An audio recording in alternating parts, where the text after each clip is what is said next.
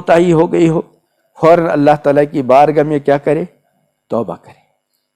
اور آج کل کے حالات میں توبہ کی اور زیادہ ضرورت ہے۔ ایک تو رمضان مبارک کا مہینہ ہے، یہ توبہ و استغفار کا مہینہ ہے ہی، اس میں تو ویسے بھی ایمان والے بندے کو ہر طرح کے چھوٹے بڑے گناہوں سے توبہ کرنی چاہیے۔ پھر آج کل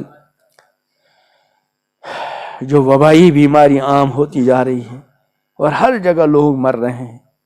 اللہ سارے ایمان والے بندوں کی مغفرت کرے۔ تو ایسے میں تو اور زیادہ انسان کو چوکنا ہوشیار رہنا چاہیے۔ دیکھو موت کا وقت طے ہے، 2-3 چیزیں ذہن میں رکھنی چاہیے۔ ایک تو اپنا یہ عقیدہ رکھے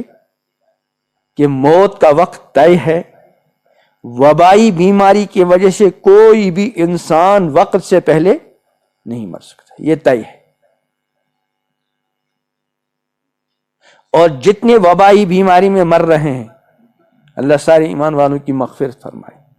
اور ان کے لیے طے شدہ تھا، ہمارا عقیدہ ہے جو جس وقت انتقال کر گیا اللہ کی طرف سے اس کے لیے وہی وقت طے تھا، وبائی بیماری ہوتی نہ ہوتی اس کو مرنا تھا۔ اس لیے اس اعتبار سے ایمان والے بندوں کو گھبرانے کی ضرورت نہیں، کیونکہ موت کا وقت ہر کسی کا طے ہے، وقت سے پہلے کوئی مرے گا نہیں اور وقت سے زیادہ کوئی جیے گا نہیں۔ حدیث میں آتا ہے کہ انسان اپنی ماں کے رحم میں ہوتا ہے 40 دن نطفہ، 40 دن منجمد خون اور 40 دن گوشت کا لوتھڑا، پھر اس کے جسم میں روح ڈالی جاتی ہے، تو اللہ تعالیٰ فرشتوں کے ذریعے اس کے لیے کچھ چیزیں لکھواتے ہیں، اس میں یہ کہ یہ کتنا دنیا میں زندہ رہے گا، جتنا وقت طے وہاں ہوا اور جتنا وقت وہاں لکھ دیا گیا، بس نہ اس سے زیادہ جیے گا اور نہ اس سے کم جیے گا۔ میں اس کو اپنے الفاظ میں سمجھانے کے لیے تعبیر کرتا ہوں کہ ہر کسی کے لیے اللہ تعالیٰ نے دنیا میں آنے سے پہلے ویزا مقرر کی ہے، ویزا، اور یہ ایسا ویزا ہے اس میں کسی طرح کی کوئی تبدیلی ہو ہی نہیں سکتی۔ اس لیے یہ عقیدہ رکھنا چاہیے کہ وبائی بیماری کی وجہ سے کوئی انسان وقت سے پہلے نہیں مرتا، عقیدہ یہ رکھے۔ البتہ احتیاط، شریعت نے ہم کو احتیاط کا مکلف بنایا ہے، جہاں شرعی احتیاط ہوں ان کو برتنا چاہیے۔ جیسے دنیا کے اندر جتنا ہمارے مقدر میں ہے وہ بھی طے ہے، کھانے کا، پینے کا وغیرہ، یہ تو ہمارا عقیدہ ہے، لیکن دنیا کو اللہ تعالی نے دار الاسباب بنایا ہے، اس نے ہم کو مکلف بنایا گیا ہے کہ حلال ذریعے سے اپنے روزگار کی کوئی نہ کوئی صورت اختیار ہم کر لیں، لیکن عقیدہ یہ کہ ملے گا وہی جو اللہ نے ہمارے مقدر میں لکھا ہوگا۔ اس لیے احتیاطی تدابیر الگ ہے اور عقیدہ الگ چیز ہے۔ اسی لیے امام الانبیاء حضرت محمد عربی علیہ السلام کے دونوں مبارک اقوال اور دونوں طرح کے مبارک اعمال امت کے سامنے۔ ایک طرف سے امام الانبیاء حضرت محمد عربی علیہ السلام نے یہ ارشاد فرمایا لا عدوہ، اس کا مطلب کیا ہے کہ بیماری لگتی نہیں، کسی کی بیماری لگتی نہیں۔ اور دوسری طرف سے امام الانبیاء حضرت محمد عربی علیہ السلام نے فرمایا کہ جزامی سے ایسے بھاگو جیسے شیر سے بھاگتے ہو۔ تو پہلے ارشاد میں آپ نے عقیدے کو بیان کیا کہ یہ عقیدہ رکھو کہ اللہ کے حکم کے بغیر، اللہ کے چاہے کے بغیر کو کسی کی بیماری کسی کو نہیں لگتی، یہ تو ہے عقیدہ۔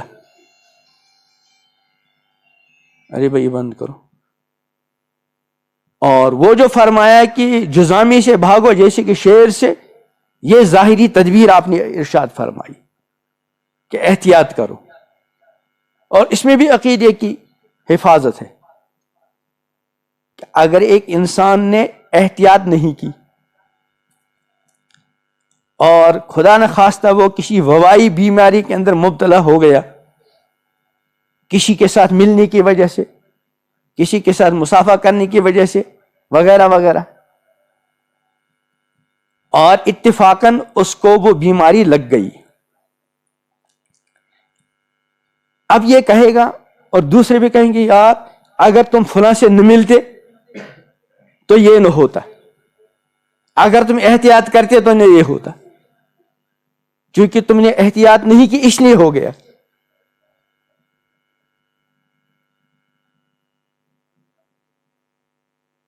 حالانکہ اگر کا مسئلہ نہیں، اس کے مقدر میں تھا، وہ لگ ہو کر رہا، لیکن اس کے دل کے اندر یہ جو پیدا ہو گیا کہ اگر میں اس سے نہ ملتا تو نہ لگتا۔ اس میں حدیث میں فرمایا گیا ہے کہ یہ اگر شیطان کا دروازہ کھول دیتا ہے، ایسے موقع پر آدمی یہ پڑھے کہ ما شاء اللہ کان وما لم یشاء لم یکن، جو اللہ نے چاہا ہو گیا اور جو نہیں چاہا نہیں ہوا۔ تو چونکہ اگر انسان احتیاط اختیار نہیں کرے گا اور پھر اس کے مقدر میں وہ بیماری تھی اس کو لگ گئی، تو اب اس کا عقیدہ خراب ہوگا کہ فل اس وجہ سے ہو گیا، اس لیے پہلے فرمایا کہ بھائی احتیاط کر لو۔ تو ارشادات میں بھی آپ کے دونوں ہیں، ایک یہ کہ آپ نے ارشاد فرمایا کہ لا ادوا، بیماری لگتی نہیں، یعنی بالذات بیماری لگ جائے ایسا نہیں، ہاں جہاں جیسے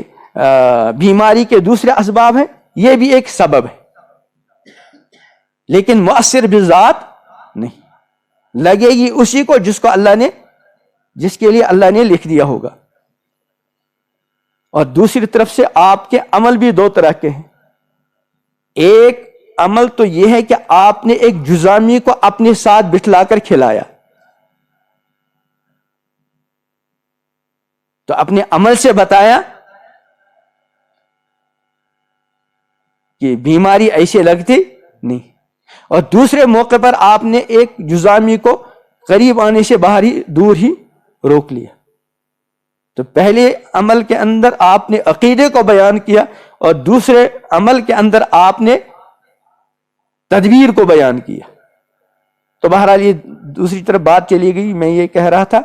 کہ ان حالات کے اندر ہم سب کو اور زیادہ توبہ کرنے کی ضرورت ہے۔ ہو سکتا ہے اسی وبائی بیماری کے اندر ہم میں سے کسی کی موت طے ہو، وہ تو مرے گا اپنے وقت پر، لیکن اگر توبہ کر کے مر گیا تو انشاءاللہ یہ تو ابدی کامیابی کا راستہ ہے موت، اور اگر خدا نخواستہ بغیر توبہ کے مر گیا تو بڑے سنگین حالات ہیں۔ اس لیے اس اعتبار سے پریشان ہونے کی ضرورت نہیں ہے کہ وبائی بیماری آ گئی تو شاید وقت سے پہلے مریں گے، نہیں، عقیدہ رکھو ہر کسی کو اپنے وقت پر مرنا ہے، وبائی بیماری کی وجہ سے کوئی وقت سے پہلے نہیں جائے گا۔ ہاں دنیا دار الاسباب ہے، یا ہم کو احتیاط برتنی ہے، لیکن چونکہ ظاہری اعتبار سے اس وقت اموات بہت ہو رہی ہیں اور جن جن کے مقدر میں ہے ان کو مرنا ہے ہی مرنا ہے، اس اعتبار سے ہم کو بہت زیادہ توبہ اور استغفار کا اہتمام کرنا چاہیے۔